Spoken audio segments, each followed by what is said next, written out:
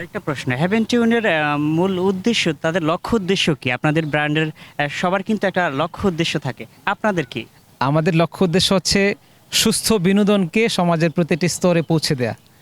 সুস্থ বিনোদনের মধ্যে যেহেতু আমরা মুসলিম, আমাদের লেবাস আপনারা দেখতে পাচ্ছেন, আমরা কিন্তু অতিরিক্ত মাত্রায় কোনো কিছু চর্চা করছি না বা একেবারে ইও করছি না, যেটাকে বলি যে ইসলামকে প্র্যাকটিস করছি। আমরা প্র্যাকটিসিং মুসলিমদেরকে যে বার্তাগুলো দেওয়া উচিত আমরা সেই আঙ্গিকে কাজ করে যাচ্ছি।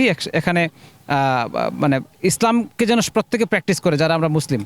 আমরা অনেক মুসলিমরা আছে যে ইসলাম প্র্যাকটিস করি না, ঘরে বসে শুধু বলি যে আমি মুসলিমের ঘরে জন্মেছি, আবার মারাও যাব মুসলিম হয়েই।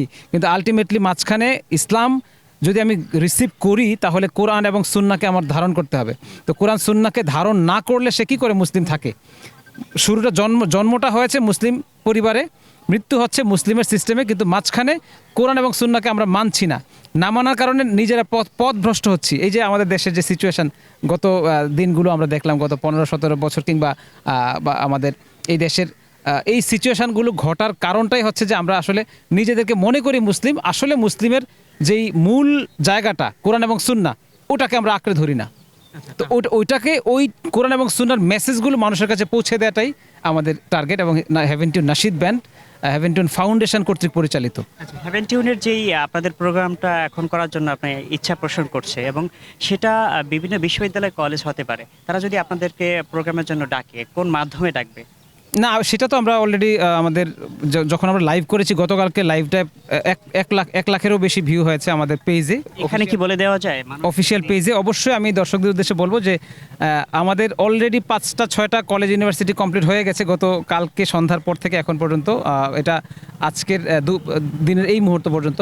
তবে আমি আবারও জানাচ্ছি যে ঢাকা এবং ঢাকার আশেপাশে, যেটা আমাদের জন্য সহজসাধ্য, আমাদের অসংখ্য শিল্পীকে নিয়ে আমরা মুভ করার চেষ্টা করছি। আমাদের হেভেন টিউনের হেল্পলাইন নাম্বারে ফোন করে যারা আগে বুক করবে তারা অবশ্যই অগ্রাধিকার পাবে ইনশাল্লাহ আমাদের এই কাওয়ালি নাশিদ সন্ধ্যায়।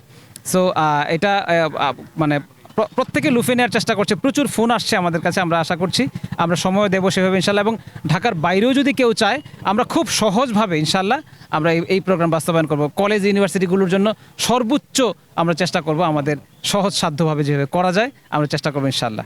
অনেক ধন্যবাদ। এবং আমাদের যেই নাম্বারে যোগাযোগ করবে, হেভেন টিউন সার্চ করলে ওয়েবসাইট আছে, ফেসবুক এবং ইউটিউবে প্রত্যেকটা জায়গাতেই আমাদের গুগল নলেজ প্যানেল আছে, ওখানে আপনি সার্চ করলে হেভেন টিউন হেল্পলাইন নাম্বার পেয়ে যাবেন। তারপর আমি একবার বলে দিচ্ছি 01617116114, এই নাম্বারে ফোন করে আমাদের সাথে সরাসরি কানেক্ট হওয়া সম্ভব। আর হেভেন টিউন ইউটিউব চ্যানেল রয়েছে, হেভেন টিউন ফেসবুক পেজ রয়েছে, সাবস্ক্রাইব এবং ফলো করে আমাদের সাথে থাকতে পারেন আমাদের পরবর্তী কার্যক্রমগুলো দেখার জন্য। ধন্যবাদ।